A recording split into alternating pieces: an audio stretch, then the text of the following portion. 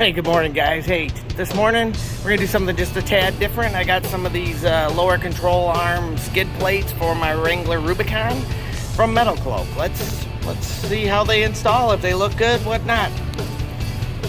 Hey, looks like just a few simple tools are required for this installation. It does not appear to be difficult at all. The instructions say it should take an hour. I feel it's gonna take a lot less.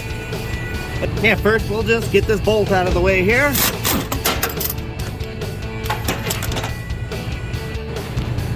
Alright, next we'll just slide this piece right up in here, just like that. Grab the new bolt. Push the new bolt.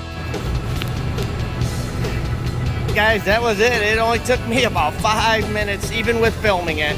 Super easy, guys. Guys, here's what these lower control arm skids look like.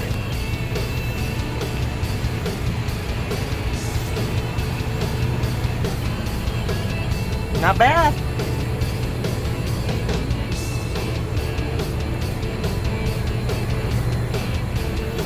Hey guys, here's the Metalcloak part number.